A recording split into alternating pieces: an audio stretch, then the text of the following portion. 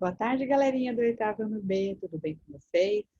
Estão curtindo aí um friozinho gostoso, né? Então, hoje, para fazer o fechamento geral aí do nosso conteúdo, nós vamos estar corrigindo as atividades referentes ao capítulo 10 no livro de atividades suplementares, tá? Lembrando vocês que esse capítulo 10, tá? Nós estaremos trabalhando ele nas atividades avaliativas do terceiro bimestre, ok? Então, vamos lá, vou estar compartilhando com vocês a telinha. Só um momentinho que eu vou compartilhar, ok?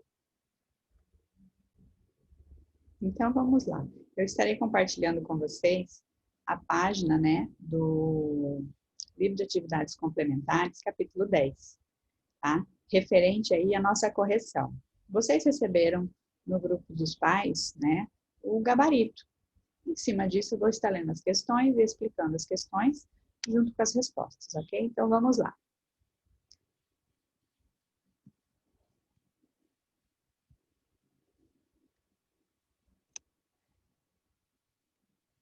Então, eu tenho aqui, na primeira questão, na página 82 do capítulo 10, ele está falando o seguinte, sobre o sistema genital masculino. Qual é a função do escroto, ou seja, a bolsa escrotal? O escroto, ele tem a função de proteger os testículos, né? E os manter aí, né, em uma temperatura adequada para a produção de gametas, tá? A letra B, como são denominadas as células reprodutoras originadas aí dos testículos? São chamados de espermatozoides, que são os gametas masculinos. A letra C, em que parte dos testículos são formadas as células reprodutoras? Então, as células produtoras, né, reprodutoras, melhor dizendo, do sistema genital masculino, né, do homem, é formada onde? Nos túbulos seminíferos, ali é que são formados os espermatozoides. A questão número 2, a gente fala a respeito assim, ó. As células intersticiais são túbulos seminíferos, né? Dos túbulos seminíferos, perdão, produzem e secretam a testosterona, principal hormônio sexual masculino. Sobre esse processo, responda as perguntas a seguir. Eu tenho a letra A. Qual é a função da testosterona produzida pelo feto masculino durante a gestação? A função da testosterona, nesse caso aqui do feto masculino, que só apresenta ela no feto masculino, quando é o feto feminino não se apresenta a testosterona, ok? Ela vai auxiliar no quê? No desenvolvimento do pênis, da próstata e da vesícula seminal. E isso vai também promover, a testosterona vai ajudar aí no deslocamento dos testículos da cavidade abdominal para a bolsa escrotal durante o crescimento da criança. Aí a outra pergunta, após o nascimento do bebê, as células intersticiais permanecem inativas até a puberdade. Qual hormônio estimulará essas células com a chegada da puberdade? É o luteinizante, que é o LH, conhecido como LH, né? Ou a letra C. Que efeitos a testosterona provoca no corpo masculino durante a puberdade? Quais são os efeitos? A testosterona ela vai promover aí, né, o desenvolvimento dos caracteres sexuais masculinos. Como? A presença de pelos, né, no rosto, no pubis, no meio do peito, engrossar aí a voz, né, o aumento da massa muscular, ou seja, a mudança do timbre de voz dos meninos é ocasionado por quem? Pela testosterona, ok? Os espermatozoides, a número 3 agora. Os espermatozoides são compostos por cabeça, peça intermediária e cauda, o que nós vimos na aula da semana passada, no esqueminha que nós tínhamos referente ali, né, ao espermatozoide. Então, nós vimos qual era a função de cada uma das partes, tá? Lembrem disso. Na cabeça estão o acrossoma e o núcleo. Suponha que, em um experimento de laboratório, um cientista retirou o núcleo do espermatozoide. Qual seria a consequência para o gameta em questão? A gente lembra que no acrossoma tem uma enzima, é produzida uma enzima que ajuda a penetrar o óvulo.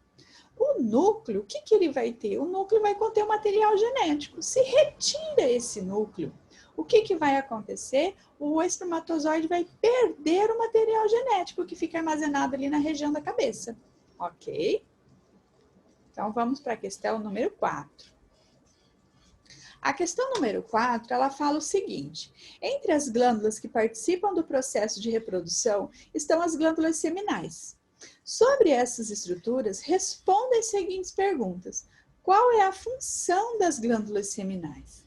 Então, a glândula seminal, ela vai ter aí, né, a função do quê? De produzir, né, a secreção seminal.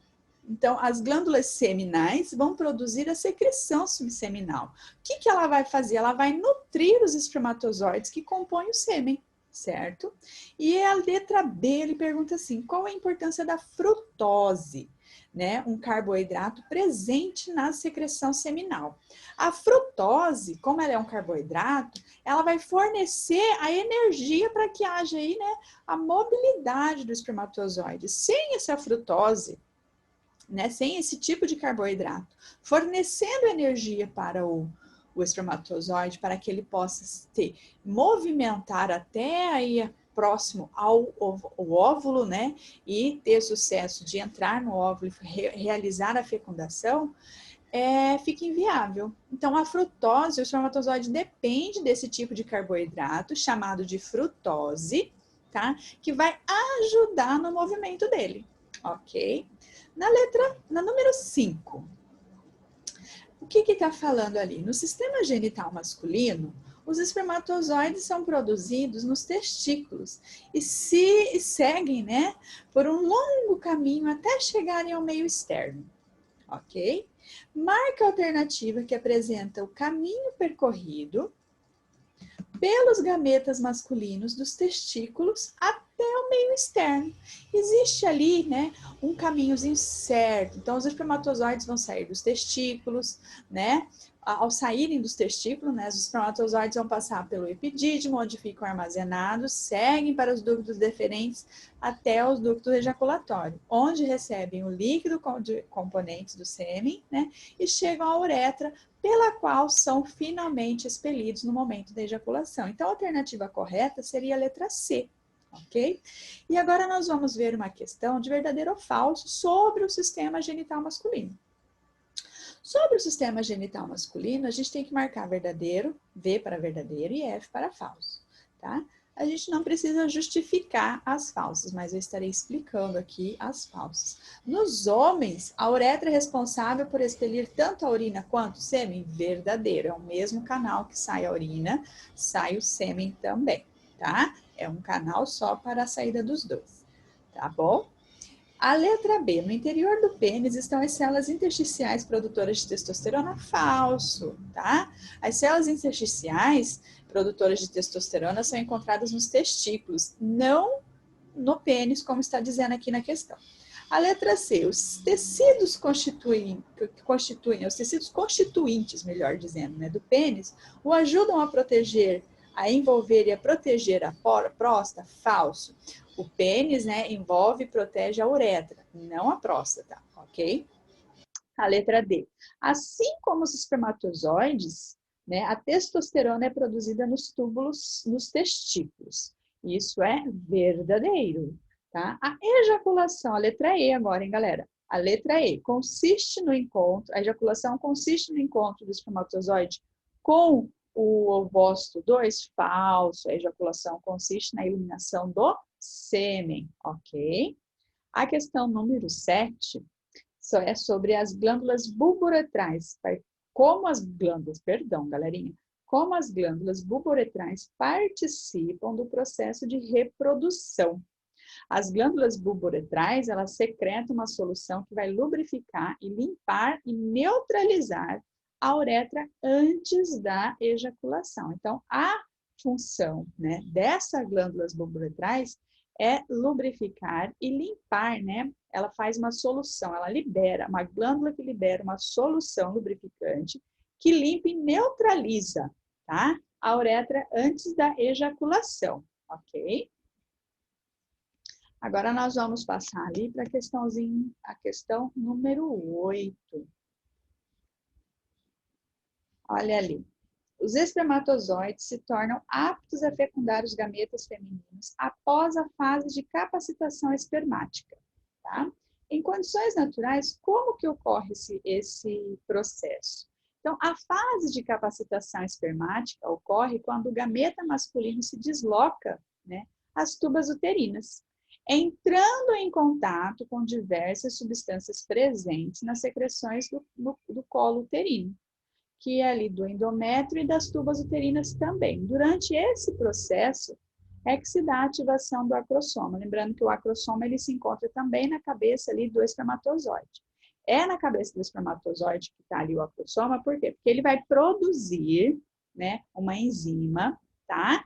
Capaz aí, né, ativando, né, essa capacitação espermática, a função de que ele consiga adentrar o óvulo. Então, só que ele tem um caminho para percorrer, igual nós vimos ali na questão número 5, o caminho que esse líquido que contém o espermatozoide vai percorrer até chegar lá, né, no ovócito 2, que seria o nosso óvulo, para que ocorra a fecundação. Então, a fase da capacitação espermática ocorre quando o gameta masculino se desloca às tubas uterinas, que é quem liga o útero ao ovário, tá? Entrando em contato com diversas substâncias presentes na secreção do colo uterino, do endométrio e das tubas uterinas. Então, estão as secreções liberadas pelo colo uterino, né? Ou seja, o colo do útero, do endométrio e das tubas uterinas. Então, isso vai ativar aí a produção da enzima que está no acrossoma, que fica na cabeça do espermatozoide, facilitando a entrada dele no óvulo, ocorrendo assim a fecundação, tendo sucesso, levando aí, né, ao sucesso da fecundação. Ok? A número 9. A número 9 tem um textinho ali na questão número 9, que fala assim: analise o texto abaixo. O câncer peniano apresenta maior incidência em homens que vivem em regiões rurais e com idade a partir de 50 anos, tá? Superior a 50 anos, né? Embora possa atingir os mais jovens, mas não tem uma grande incidência como tem nos homens acima de 50 anos. Está relacionado às baixas condições socioeconômicas e de instrução. A doença é causada principalmente pela falta de higiene íntima e tem forte prevalecência em homens com fimose. Tá? O que é a fimose? A fimose é um problema, né, no prepúcio, ou seja, a pele que cobre ali a extremidade do pênis, também conhecida como a cabeça, tá? A cabeça do pênis, que impede a exposição da glande, né, na cabeça do pênis, que é a extremidade dele. Esse impedimento leva ali a um acúmulo de secreção. Então, a gente fala ali no texto, como está vendo, nós estamos vendo, que acomete pessoas, né, que vivem nas regiões rurais, né, de baixo poder aquisitivo aí, né, que são homens mais com a condição socioeconômica e de instrução mais baixa, e atinge aí homens com idade acima de 50 anos, tá? Isso é decorrência do quê? Da falta de higiene. Né? Uma das causas seria a falta de higiene, né? E principalmente atinge aqueles homens que têm fimose, ou seja, a pele da cabeça da extremidade do pênis, né? Não foi devidamente aberta, então pode ter um acúmulo de sujeira ali. O que pode causar? Pode causar irritação, né, levando a coceira extrema, uma infecção urinária, que nos homens é bem complicado para ser tratado, neste caso, com a presença da fimose, e em casos mais extremos, pode favorecer aí o aparecimento do câncer do pênis, que é uma doença que acomete aí, né, somente os membros dos homens, tá? A letra não, né, galera? 10, número 10. Sobre os hormônios produzidos pela hipófise anterior, pode-se afirmar que, lembrando que a hipófise fica no nosso cérebro, ela é responsável por estar ali recebendo os estímulos para a produção do hormônio. Então, ela não produz, né, diretamente. Então, a hipófise anterior produz o hormônio luteinizante. Então, ela recebeu algum estímulo, né, produziu esse hormônio luteinizante que vai agir nas células intersticiais, estimulando a produção de testosterona, né, que acontece lá nos testículos, né, e o hormônio folículo estimulante, que age sobre os túbulos seminíferos, estimulando a produção dos espermatozoides. Então, tudo está interligado, né? O sistema genital masculino ele está interligado, né? Assim como o sistema genital feminino também está interligado ao que a gente libera aqui na hipófise. Tanto a mulher como o homem, né, tem a hipófise, tem a produção e liberação dos hormônios luteinizantes, que é o LH, né, e o FSH, que a gente viu a respeito disso na aula anterior. Então, isso leva a gente a entender que tudo está ligado. A cada função dentro do nosso organismo, né, cada sistema, por exemplo, a gente tem sistema genital masculino, feminino, sistema digestório, sistema cardíaco, eles são responsáveis por funções específicas que acontecem no nosso organismo. Então, quando a gente fala dos homens, por exemplo, a gente vai ver incidência de próstata, né?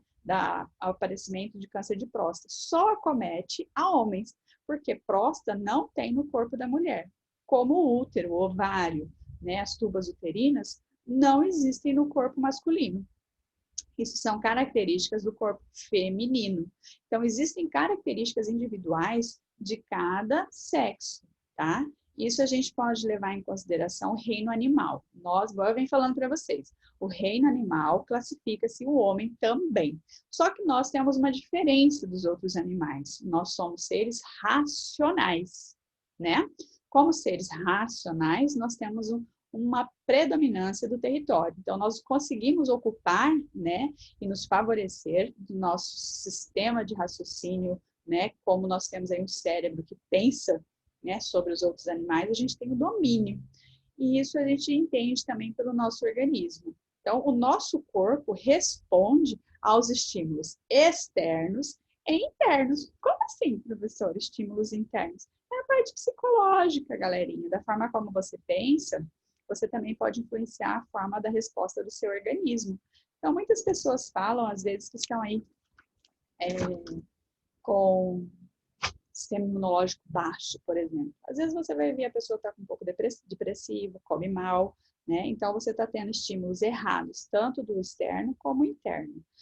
Uma situação que eu acho muito interessante, quando a gente fala que o nosso psicológico, né, age sobre o nosso organismo, né, de forma bem clara, a gente vê a respeito daquelas mulheres que querem engravidar. Passam anos e anos tentando. Aí, depois de várias tentativas e frustrações, né, sem sucesso, elas resolvem adotar as crianças, o casal, né, resolve adotar. Passa um tempo depois, a gente sempre escuta algumas histórias muito semelhantes. Após o adotar, a mulher engravida. Por quê? Porque relaxou, está satisfeita, realizou o seu sonho. Então, o corpo dela também parou de ter aquele estresse, aquela cobrança, né? Assim como o homem também é cobrado, né? Para que ele possa ter ali, né, uma família. Então, a gente sabe que o nosso psicológico age sobre os nossos órgãos e organismos, por exemplo, né?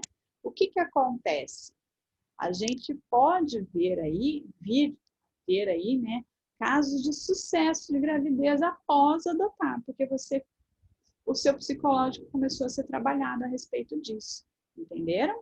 Então, assim, como que eu posso levar isso para o sistema genital masculino e feminino?